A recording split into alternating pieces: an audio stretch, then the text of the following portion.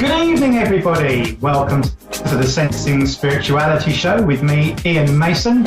I'm going to use those old words which are a bit cheeky, your hostess with the mostess. And I'm sporting my birthday T-shirt here that I got last week. It was on my birthday.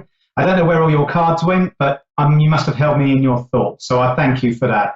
So here we are today, brought to you with A1R Psychic Radio and Moonstruck TV, where with love we welcome you. So good evening, all you jolly folk around the world. Now, what have I got to say to you this evening? Just a few words I really wanted to share, and it's been born out of really my experiences today.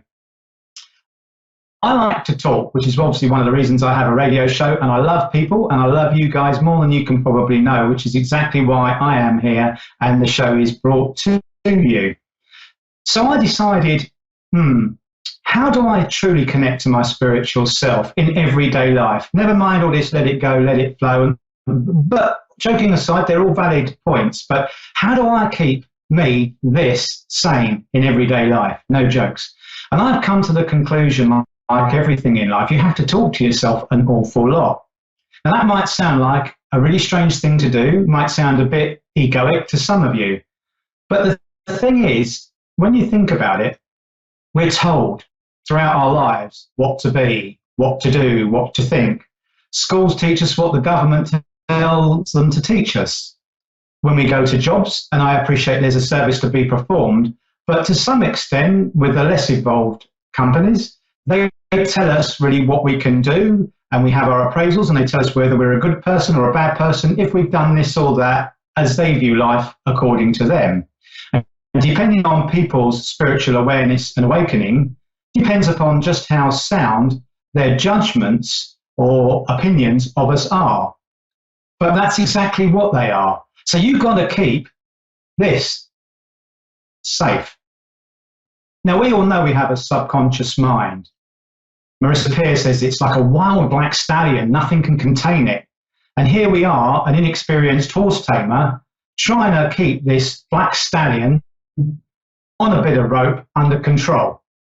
Now, that's obviously a very difficult feat when you think about it. So I've come to the conclusion we need to talk to ourselves, because you know what? Our minds run away. I've said it before. They write the chapter of the book when a situation comes up, and they create all the things that could happen and all the doubt that we have for ourselves as well. You know, we put ourselves down, or people or our parents or friends that are around us may have their opinions of us. But that's fine, because that's none of our business. But to keep ourselves sane, it's really important to tell yourself you're okay. I've come to this conclusion today. So I woke up this morning and I decided that today, every time I had a thought that was less than positive in terms of the direction of my dreams and aspirations that I wanted to go to, I would counter it. So I was like my own boxing opponent in the ring. If it jabbed me, I jabbed it back, but spiritually, no physical stuff. So I said to myself, no matter what happens today, I'm going to respond to every situation or thought that I come across. So I go out on my travels. I go into town and I'm walking through town, and there's a lovely lady sitting on a bench at a bus stop. She says to me, "Excuse me, can you help me?" So I said, "Sure." She said, "Is there a taxi company around here?" I said, "Well, this isn't my local town. There must be, but I don't know."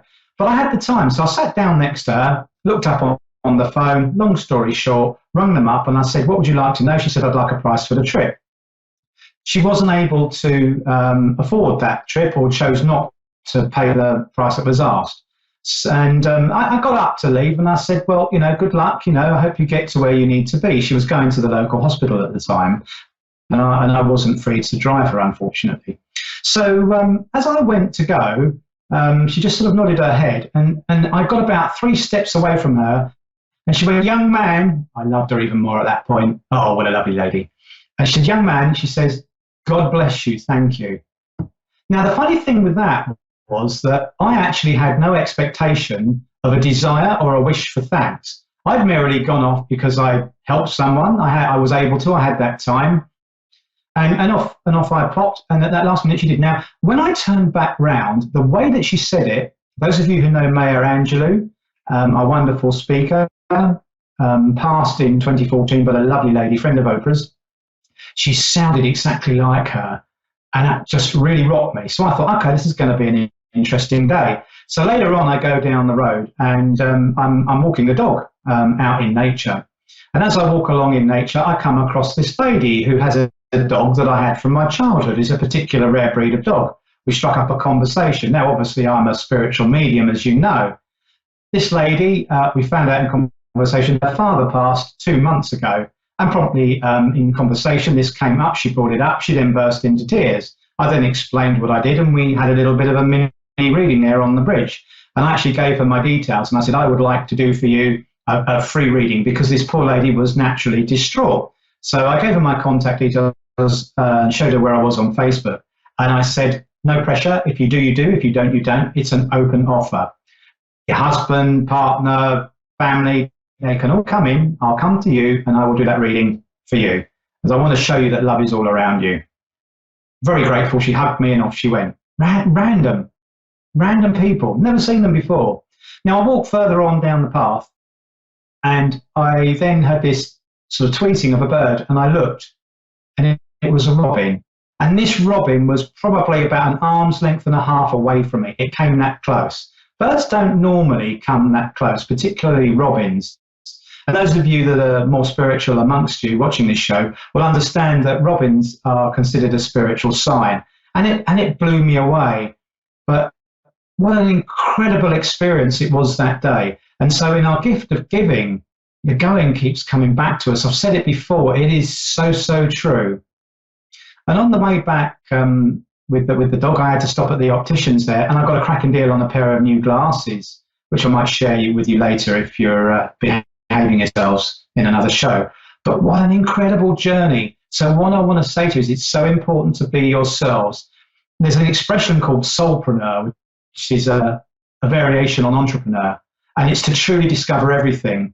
There's a show I was watching on YouTube, and it talked about how this guy said that when we ask ourselves questions, can I do this or I can't do that, or we say things like that, we close ourselves down. So in that constant state of conversation we should have when we face our struggles or challenges that come our way, because when we grow through things, but what we do is we resist, which is why we grow. And so if we don't do that, or we say to ourselves like a little prayer before is, how can I achieve this? How can I do what I've come here to do? How can I best serve this situation as you are asking of me? Because it's also a prayer. And I guarantee you, you will get some sort of a sense of direction. You'll feel some sort of connection. So it's very important to be a soulpreneur in the true sense of the word. Now, there are things that we have to learn in life. We understand that. There are some things we have to pay attention to for good reason, speeding policeman rules and things like that. But don't turn yourself off to life. And whenever you have those thoughts in life, you've always got to say, I am enough. Like Muhammad Ali, I am the greatest. And when we are struggling, how can I achieve what I need to do? So I really hope that helps you. And you can put that in your little mace in the case toolkit and carry it around with you. Now, we have Sashi in Warda in India actually connecting. I can't pronounce the district that she's from, so apologies, Sashi. And we welcome you to the show. Good evening. Yes. Hello, my darling. How are you? Are you well? Hello. Are you well? Hello, are you there? Yeah, I'm here. Okay, good. How are you this evening? Are you well? I can't hear you too properly. Can you be a little louder, please? Whoa, I didn't quite catch that. It's not the clearest of lines. Could you just say that again for me, please? Yeah, can you please be a little louder? I cannot hear you properly.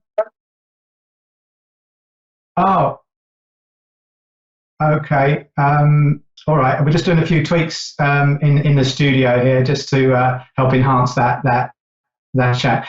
How may I help you this evening? Is it a general reading that you would like, or is there something specific that I may be able to help you with? I'd like a reading. Okay. Just a general reading, or any particular area? Obviously, I don't want you to tell me any details. I I'd actually like to know about my career on what and where to go next. I'm a dentist and I'm just finishing up my internship. So I'd like to know where about my career, what I will be doing in future. Where can I go? I don't really like dentistry, but is there a future for me in there? And actually, what else can I do? On what else is possible for me? Okay, I caught bits of that. I believe you said you're a dentist, and you mentioned your brother and your father. Is it about that relationship or those people that you wanted your reading? What? Is it about your father and your brother that you would like the reading focused on? Yeah, I don't really have a good relationship with my family. Right now, my relationship with my father is quite, he's upset with me because I took a break in my internship. Right, okay. All right. Okay, let me just see where I go with this, because I've just got this really funny wobbly feeling. So just let me see where I go with this. Right. Now, okay, all right. I've just got this terrific head rush at the moment. Now, what I want to say to you is your mum's mum, your maternal grandmother, has passed. My maternal grandmother is still alive. No, your mum's mum, granny, mum's side. Okay, and do you understand the passing, please, of what feels to me like a heart condition, which is what she gives me here? I get a fluttering through my chest, but I also get a dizzy feeling in my head here.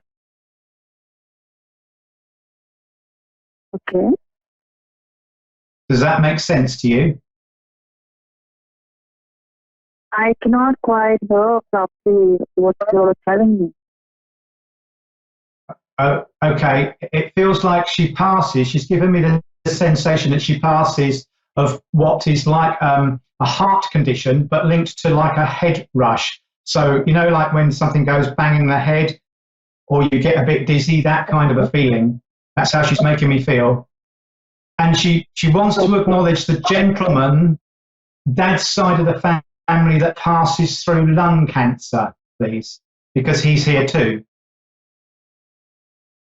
There's a J name that links there.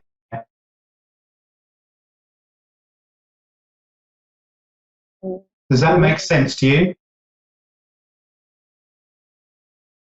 Actually, no, I'm not able to hear it properly. I don't know what this is like. Okay, I'm not sure what you call it from what I said there, but that's okay. Let me just see where I go. Now, I obviously get that there's relationship issues with the family and not the best of connections, but would you understand that your life choices that you've made for yourself aren't understood by your family?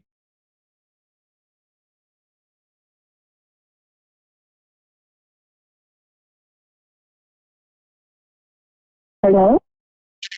Yeah, hi. Did you catch that? A little bit. You said my life choices are based on the rest of my family. Yeah, the choices that you've made for what you would like out of life, your family don't understand why you're doing those. So it would be that for them, they would be difficult to accept. Yeah, they kind of find it difficult, like whatever I do, however I do. And I understand, I kind of feel like the black sheep of the family where I don't really feel connected with my mom, nor my brother, nor my father. I just feel it's not that they don't love me or anything of that sort. It's more like I cannot connect with them. Okay, but would you understand that your brother is someone who would be very traditional. Yes, he is. Yes, exactly. And so he's very much what I want to say is somebody that's, I'm going to say, seeks approval of the family there, or likes to keep order. Yes, yes. Because what your grandmother is saying to me is that he won't move away from that traditional thinking. But what I'm being told is that what I'm being told is you've got ideas for yourself that are, what I want to say is, out of the ordinary. And what you want to do for work is not understood. Your career choice is not understood by the family because it's not something that would normally be done. You understand? On my family. Okay. Now, what I'm being, yeah. What I'm being shown is. Go on. Yeah, I'm saying my father actually, when I was taking admission into dentistry in dental school, so it was more of my father, he wanted me to become a doctor of that sort, and since childhood, and I think I kind of lost interest because it was kind of forced, but I think I got over it, but I don't know, I just feel a resistance inside of me.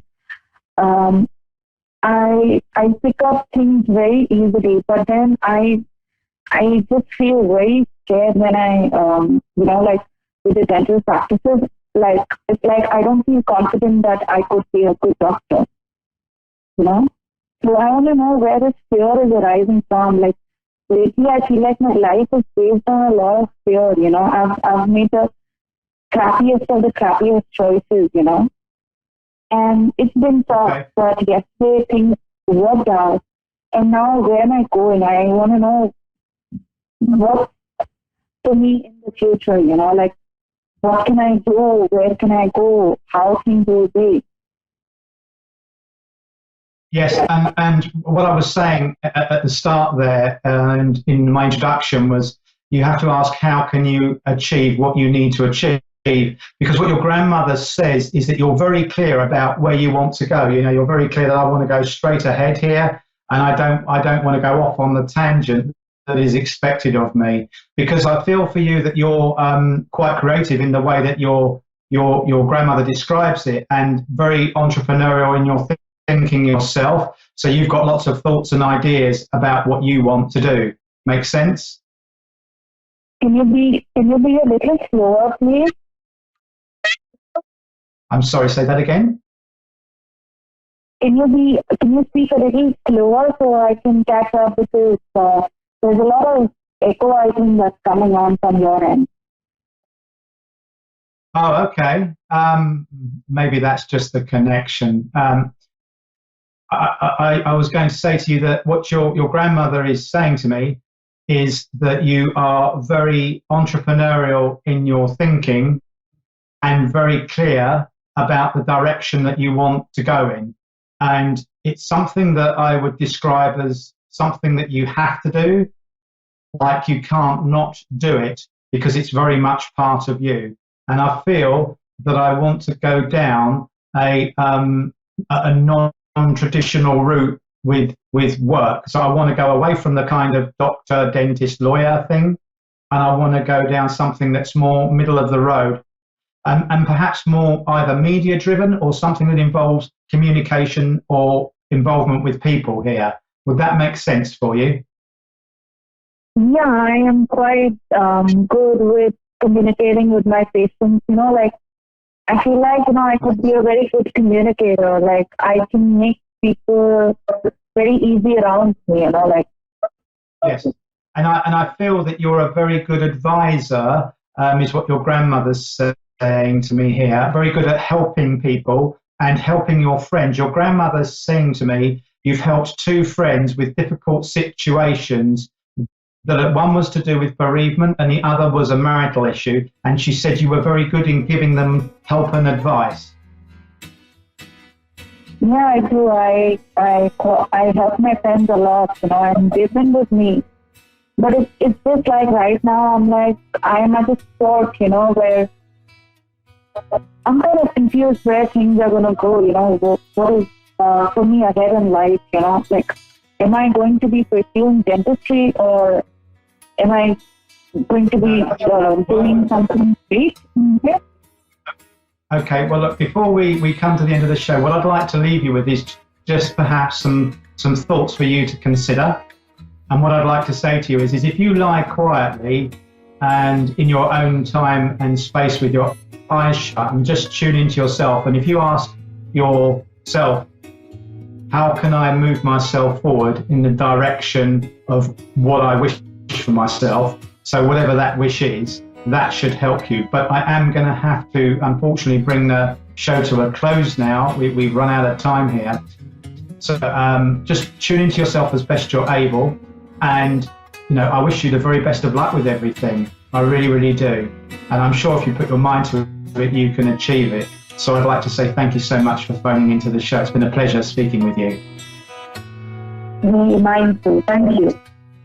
Thank you. Bye-bye. Bye. Well, that's it, ladies and gentlemen. We're off now. Time flies when you're having fun. So with love, I leave you. As with love, we welcomed you. And you take care of yourselves. And if you'd like to contact me for a reading, you can find me on Facebook and through www.iainmason.com, where I'm always here to help you. Thanks very much, and I look forward to seeing you next week. Lots of love. Goodbye.